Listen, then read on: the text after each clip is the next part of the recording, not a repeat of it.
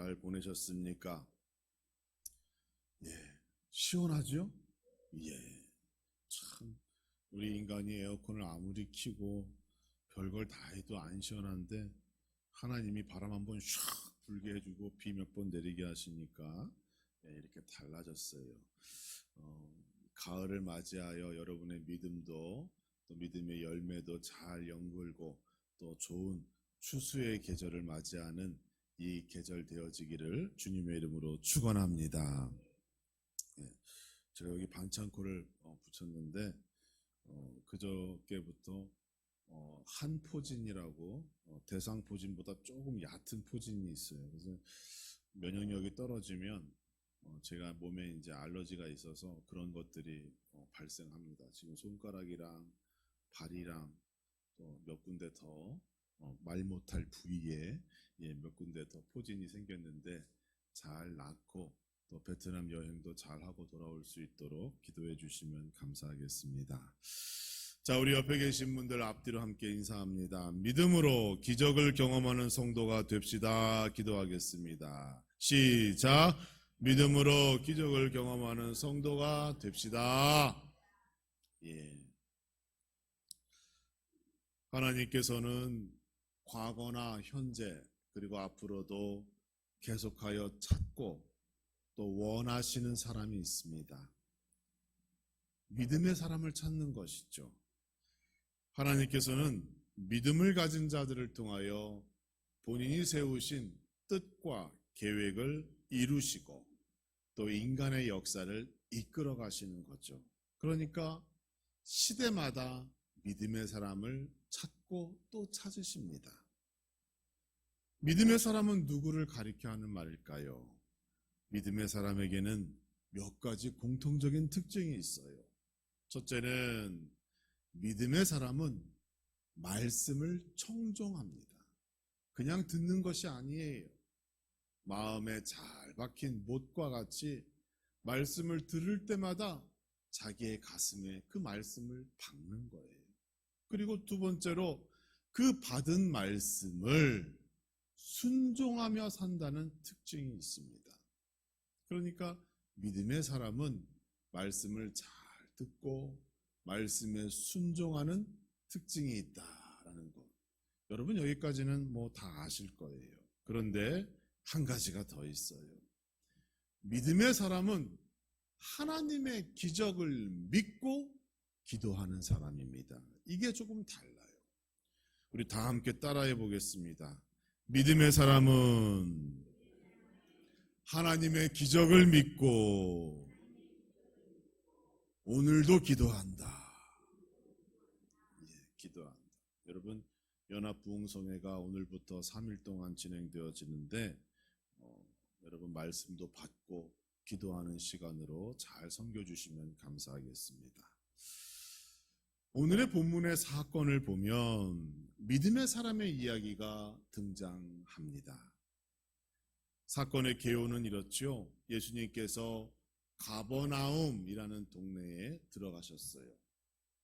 예수님께서 초기에 전도 활동을 어디를 중심으로 하셨는가 하면 나사렛과 가버나움 그 중심으로 초기 전도 여행을 하셨기 때문에 사실 천국 복음을 증거하는 데 있어서 이 가버나움이 성경에서 자주 등장하고 또 많은 사건들이 거기에 있었습니다. 그 마을에는 중풍병을 앓고 있는 한 남자가 있었어요. 뭐 여러 가지 병을 앓고 있는 대표적인 사람이지요. 예수님께서 가버나움 자기 마을에 들어왔고 어느 집에 머물고 계시다는 소문이 돌자 그 중풍병자의 친구들 4명이 모였습니다. 야, 우리가 저 친구 데려다가 예수님 만나게 하자. 그러면 뭔가 좀 달라지겠지 하고 그런 소망으로 그 중풍병 든 친구를 들것에 들고 4명의 친구가 예수님이 계시다는 그 집으로 가게 된 겁니다. 그런데 들어갈 수가 없어요. 사람들이 얼마나 많이 모였는지 벌써 문은 꽉 차가지고 들어갈 수도 없었고 뭐 창문을 봐도 어디를 봐도 들어갈 틈이 보이지 않는 거예요. 그때의 그들은 다른 사람이 생각지 못한 기발한 방법 하나를 생각해내요. 여러분, 누구를 사랑하고 내가 무엇인가 이루겠다라고 하는 그러한 목적이 있으면 하나님께서 지혜를 주시는 것 같아요. 그래서 그들이 옥상으로 올라가서 우리가 지붕을 뜯어내고 거기에 우리 친구를 내려놓자, 이런 생각을 해요. 유대 지방의 집들은 지붕이 평평합니다. 옥상처럼 되어 있어요. 거기는 이제 비가 오지 않기 때문에, 우리나라는 비가 오기 때문에 이렇게 지붕이 이렇잖아요. 근데 비가 안 오는 지역은 평평합니다. 그리고 이제 진흙 같은 걸로 마감을 했기 때문에 그걸 뜯어냈어요. 그리고 거기에 자기 친구를 내려놓았다는 겁니다. 어떻게 되었어요?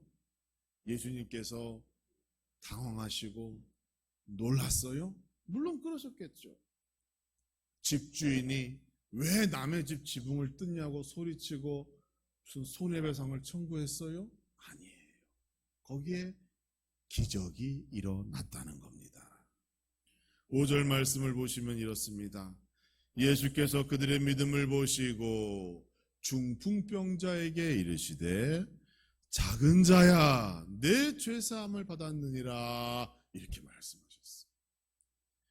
여기서 얘기하고 있는 작은 자는 여러분 뭐 작다는 뜻이 아니에요. 원어적인 의미를 보니까 이 작은 자는 자식이라는 뜻이에요. 자식. 그래서 영어 성경을 보면 거기에서는 5절 말씀을 어떻게 번역했는가 보면 순이라고 되어 있어요. 아들이라고 표현되어 있는 거예요. 그러니까 예수님께서는 이 중풍병자를 어떤 시각으로 보셨는가 하면 아비된 마음으로 죽음을 눈앞에 둔 병으로 고생하는 그 슬픔 가운데 있는 아들로 예수님께서 보셨던 거예요. 그래서 오늘 본문에서 얘기하고 있는 것처럼 작은 자야, 즉 아들아 일어나라, 내 죄사함을 받았다, 이렇게 얘기하신 겁니다. 하나님께서 믿음이 있는 사람을 어떤 눈으로 바라보시는지 여러분 아시죠? 아비가 자식을 보듯이 그러한 눈으로 바라본다는 겁니다. 우리 하나님께서도 오늘 이 시간 여러분을 그 아들과 딸을 가진 아비의 눈으로 여러분 바라보신다는 것 기억하시고 힘을 얻으시고 이 계절이 더욱더 축복된 풍년의 소망을 이루시는 그러한 계절 되어지기를 주님의 이름으로 축원합니다. 여러분에게 질문해 봅니다. 이 중풍병자가 기적을 경험했어요. 그런데 누구의 믿음 때문에 기적을 경험했을까요? 성경을 잘 보세요.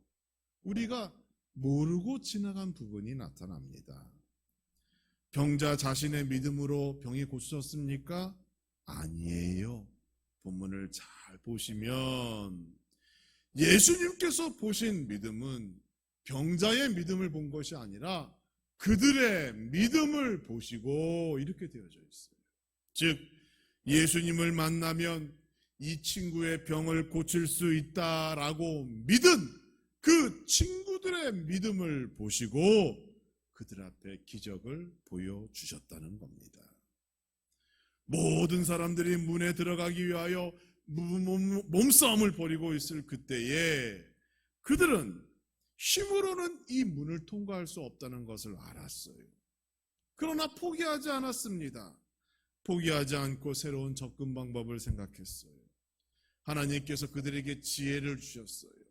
지붕으로 올라가서 지붕을 뚫고 그리고 그곳으로 자기의 친구를 내리면 예수님을 만날 수 있겠구나라고 하는 그 믿음으로 기적이 나타났다는 겁니다. 여러분, 우리 부모님의 기도, 또 친구들의 기도가 중요합니다.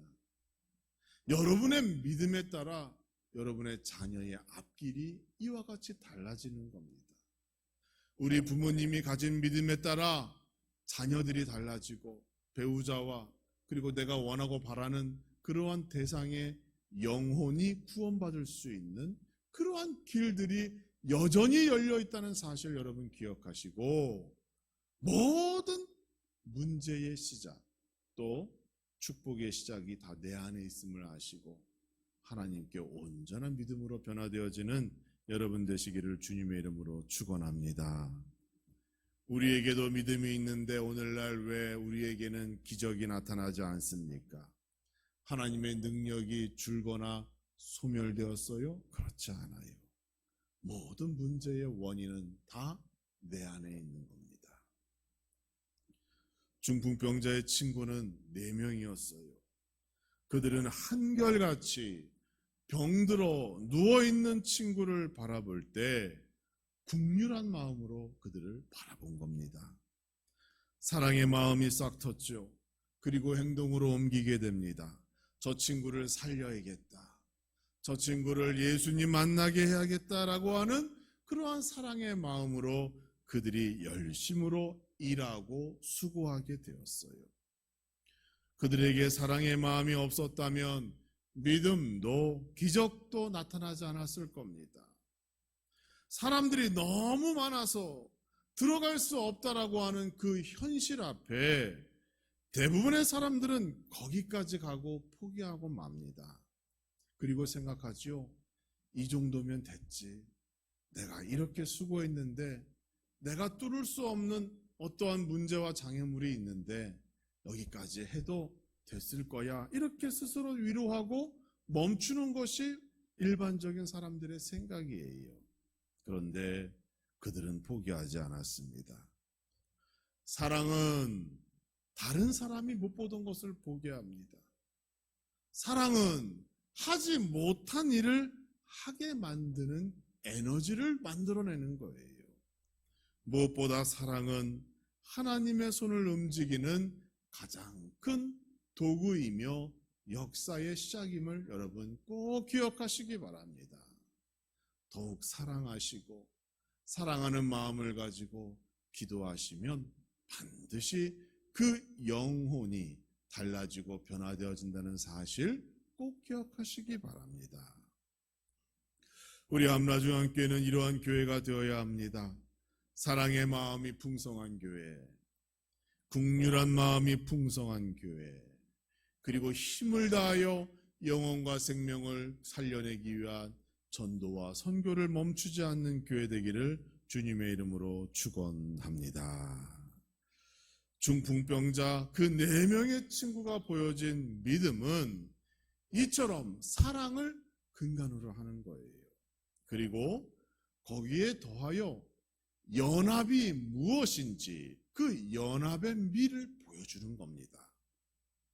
하나님께서 우리에게 요구하시는 삶의 모습 가운데 하나가 바로 연합입니다.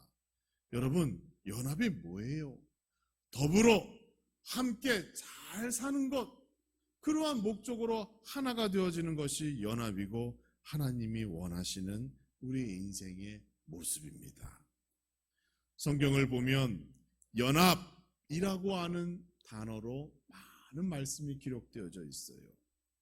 가장 먼저는 창세기 2장 24절을 보니까 남자가 부모를 떠나 그 아내와 연합하여 한 몸을 이룰지로다 되어 있어요. 하나님께서는 가정을 이루고 연합하는 삶을 원하시는 거예요. 가정이 연합을 할 수 있는 훈련 장소예요. 그러니까 가정에서 연합이 잘 되면 밖에 나가서 교회에서나 사회에서나 세상에서도 연합으로 모나지 않은 인생을 살아갈 수 있는 겁니다. 또 시편 133편 1절을 보면 형제가 연합하여 동거함이 어찌 그리 선하고 아름다운고 나타나 있어요. 하나님께서 보시는 아름다운 게 뭐예요? 형제가 서로 연합하는 것. 교회 공동체, 가정 공동체, 형제와 이웃이 서로 하나가 되는 것, 하나님이 그것을 아름답다, 선하다 이렇게 평가하시는 겁니다. 여러분의 가정이 날마다 선하고 아름답고 하나님으로부터 인정받고 칭찬받는 그러한 가정과 교회가 되어지기를 주님의 이름으로 축원합니다. 그리고 또 한 가지가 있어요. 로마서 6장 5절을 보시면 만일 우리가 그의 죽으심을 본받아 연합한 자가 되었으면 예수 그리스도의 죽으심을 본받아 하나가 되었으면 이렇게 얘기하는 거예요. 또한 그의 부활을 본받아 연합한 자가 되리라. 성경은 우리에게 제일 중요한 연합을 가리키는데 바로 예수 그리스도와 함께 연합하는 것, 예수 그리스도를 믿는 형제 자매와 함께 더불어 하나가 되는 것, 이것이 진정한 인생의 우리 삶의 모습이 되어야 한다라고 예수님께서, 하나님께서 말씀하시는 겁니다. 4명의 친구들이 바로 그러했죠. 예수님 만나기 위하여 그들의 마음을 합하고 뜻을 합했어요. 연합했어요.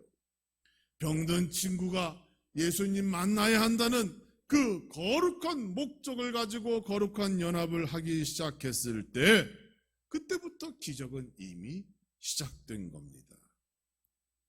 하나님께서는 연합을 중요하게 여기십니다. 아름답고 선하다라고 말씀하셔요. 반대로 사탄은 분열을 조장합니다. 그렇죠? 연합이 기적과 응답, 축복과 기쁨 등을 가져온다면 분열은 모든 불행의 단초를 제공하는 거예요. 갈등, 다툼, 시기, 질투, 미워하는 것, 거짓말하고 나중에 살인합니다. 성경에서 경고하는 모든 죄의 시작이 그 분열, 갈라짐으로부터 시작되잖아요. 하나님으로부터 갈라져 나가면서 죄인된 삶을 살아갔죠. 에덴 동산에서 쫓겨났잖아요. 예수님으로부터 갈라지고 분열되면 여러분 그 인생 구원받지 못합니다. 그냥 망하는 인생으로 가는 거예요. 분열의 결과는 믿음이 아니죠. 불신입니다. 믿음이 설 자리가 없기 때문에 거기에는 기적도 없습니다. 기쁨도 없습니다. 만족도 없습니다. 그저 교회만 왔다 갔다 하는 신앙생활 하다가 인생 끝나는 거예요. 여러분, 우리는 예수 그리스도와 연합하고 성도와 연합하여 하나님의 거룩한 뜻을 이루는 복된 교회로 날마다 변화되어지기를 주님의 이름으로 축원합니다. 연합이 있는 곳에 믿음이 나타나고 연합이 있는 곳에 기적이 나타난다는 사실을 기억하시고 그 4명의 친구들이 가지고 있던 그 믿음처럼 연합의 삶을 살아가는 우리 함나중앙교회 모든 성도가 되어지기를 주님의 이름으로 축원합니다. 또 믿음의 사람의 특징이 있어요. 믿음의 사람들은 눈앞에 장애물을 보고 당황하지 않습니다. 눈앞에 있는 장애물이 아니라 그 뒤에 있는 숨겨진 하나님의 축복을 본다는 거예요. 친구들이 연합하여 들것에 병든 친구를 태웠습니다. 목적은 하나예요. 예수님 만나자입니다. 그리고 그 다음은 하나님께 맡기는 거예요. 자기들이 친구들의 병을 고치는 게 아니라 예수님 만나면 예수님께서 하실 것이라고 하는 그 믿음이 그들에게 있었다는 거예요. 그들은 자기가 할 일과 예수님께서 하실 일을 정확하게 구분했습니다. 그런데 그러한 믿음을 가진 그들에게 첫 번째 장애물이 나타났어요. 뭐예요? 사람입니다. 사람. 4절 말씀을 보시면 무리 때문에 예수님께 데려갈 수 없으므로 라고 되어 있어요. 이 무리들이 바로 사람들이잖아요. 이상하죠? 예수님 만나러 가는데 나를 방해하는 게 뭐예요? 사람이라는 거예요. 사람. 오늘 우리의 모습은 어떻습니까? 혹 내가 가족이나 친구들이 예수님 만나는 것을 혹시 내가 가로막고 있는 죄를 범하고 있는 것은 아닌가? 생각해 봐야 돼요. 여러분, 내가 주님 만나는데 사람이 장애물이 될 뿐 아니라 나도 그 장애물이 내 스스로 될 수 있다는 생각을 항상 해야 합니다. 그래서 성경은 항상 깨어 있으라고 말하고 있잖아요. 나의 말과 행동 하나하나가 혹 주님을 만나는데 장애물은 되는 것은 아닌가? 항상 조심하고 항상 깨어있고 항상 말씀에 나를 빗대어 살아가는 성도가 되어야 하는 겁니다. 그래서 믿음 가지고 살아간다는 것은 쉬운 일이 아니에요. 항상 말씀에 나의 삶을 비추어 보고 수정하고 변화하고 양보하고 용서하고 더 나아가 손해보고 사는 것이 그리스도인의 삶이기 때문이에요. 4명의 친구들이 다른 것도 아니라 사람 때문에 예수님을 만나지 못하게 되었습니다. 나 때문에 예수 믿고 구원받았다라는 소식이 들려야 하는데 그들이 사람 때문에 예수님 못 만나게 되었어요. 여러분, 이러한 사람이라고 하는 장애물은 항상 우리 인생에 우리 앞에 등장하는 가장 큰 요인이에요. 구약 성경에도 사람 때문에 하나님의 일을 그르칠 뻔한 일들이 많았습니다. 남유다와 북이스라엘이 나라가 망하고 포로 시대를 70년 동안 보내게 됩니다. 역사의 흐름은 아수르 제국, 바벨론 제국, 페르시아 제국에 의해서 세상의 권세가 달라지게 돼요. 페르시아 제국이 세상을 평정했을 때 이제 포로로 잡혀온 사람들을 다 고국으로 돌아가라고 했습니다. 이스라엘 자손들도 70년이라는 시간을 보내고 예루살렘이 있는 고향 땅으로 돌아가게 되었어요. 돌아왔을 때 보니까 성전은 무너졌고 성벽도 무너졌고 거기에는 들짐승들이 사는 보금자리와 같은 그러한 황폐한 고향 땅을 바라보게 됩니다. 하나님 앞에서 범죄한 결과가 너무도 참혹했어요. 그러나 하나님이 명령하셨죠. 재건하고 다시 일으키라고 명령하셨습니다.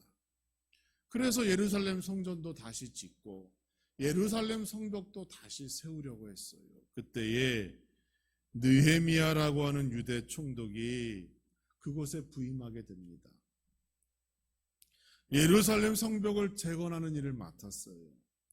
그런데 산발랏 그리고 도비아라고 하는 이 두 사람이 성벽을 재건하는데 그렇게 방해하는 거예요.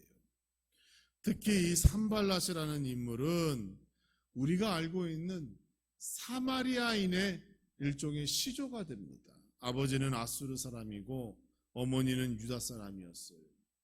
그 둘이 나온 혼혈이었어요. 그게 사마리아인이잖아요. 그런데 이 산발랏이 그 사마리아의 총독으로 있으면서 느헤미야가 성벽을 건축하는 것을 그렇게 방해합니다. 정치적으로 수를 쓰고 물리적으로 방해하고 나중에는 느헤미야를 죽이려고 하였어요. 느헤미야 입장에서는 성벽을 건축하는 게 힘든 게 아니라 사람 때문에 힘들었어요. 사람 때문에. 그러나 끝까지 견디고 끝까지 그 모든 것들을 다 참고 인내하여 성벽을 건축하게 됩니다. 하나님의 복된 삶이란 무엇인가요? 장애물이 없는 순탄한 길이 복된 삶이어요? 그렇지 않아요, 여러분. 형통한 삶, 복된 삶은 고난과 고통 없는 삶을 의미하지 않습니다. 모든 인간은 죄인이기 때문에 사람이 있는 곳에는 항상 죄의 모습이 드러나요. 그렇기 때문에 고난과 고통은 멈춤이 없이 우리를 위협하고 우리를 애워싸는 겁니다. 그러나 하나님의 복된 삶, 형통한 삶이란 그것을 이겨내고 승리하여 최종 승리를 얻는 것, 그것을 복되고 형통한 삶이라고 말하는 것이에요.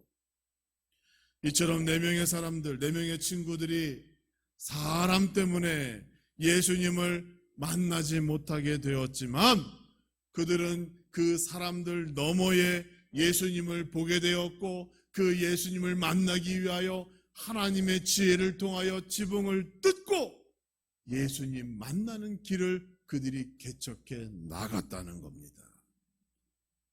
느헤미야도 마찬가지예요. 하나의 문제를 해결하면 또 하나의 문제가 그를 기다리고 있었습니다. 수많은 사람들이 그를 질투하고 거짓말, 가짜 뉴스를 퍼뜨리고 느헤미야의 생명을 위협하는 일들이 있었으나 성벽을 완성하는 것이 하나님의 뜻이라고 믿었던 그는 끝까지 그것을 완수하여 결국 하나님께 영광 돌리고 이스라엘 백성들에게 제2의 삶을 약속한 그러한 위대한 선지자가 되었다는 겁니다. 4명의 친구들이 모든 장애물을 이겨냈습니다. 예수님 앞에 병든 친구를 내려놓았어요. 그러자 중풍이라고 하는 그 불치병뿐만이 아니라 친구의 영혼까지 구원받는 놀라운 하나님의 기적의 역사가 그 자리에 임하게 되었다는 겁니다. 그 광경을 위에서 아래로 내려보던 4명의 친구는 어땠을까요? 아마도 더 큰 갑절의 축복과 은혜를 그들이 경험했을 줄 믿습니다. 사랑하는 성도 여러분, 하나님께서는 지금도 믿음의 사람을 찾고 계십니다. 우리의 삶 가운데 하나님의 기적을 찾아보기 힘든 것은 하나님께서 다른 방법으로, 다른 모습으로 기적의 역사를 베풀어 주시는 이유가 있기도 하지만 사실 우리의 믿음이 이전보다 더 많이 약해졌고 또 세상이 주는 근심과 염려와 걱정 속에서 우리의 믿음이 성장하여 열매를 맺지 못한 결과이기도 하다는 사실을 우리는 기억해야 합니다. 오직 믿음만이 여러분을 살리고 뿐만 아니라 기적을 동반한다는 사실을 여러분 명심하시기 바랍니다.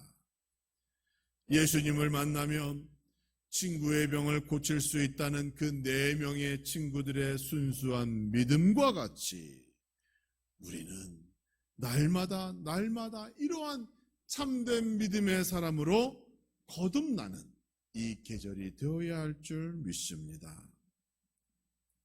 더욱 사랑과 긍휼의 마음을 품으시고 가족과 이웃을 바라보시고 그리고 연합하는 성도가 되기를 주님의 이름으로 축원합니다. 사랑이 믿음이 기적을 동반합니다. 우리 함라중앙교회는 이 가을에 이러한 복되고 아름다운 교회로 변화되어 많은 사람들이 찾아와 예수님을 만나고 하나님을 만나 서로가 연합하고 협력하여 선을 이룰 수 있는, 그리하여 하나님께 영광 돌리고 우리 마음의 소원도 이루어지는 복된 교회로 날마다 성숙되어지기를 주님의 이름으로 축복합니다.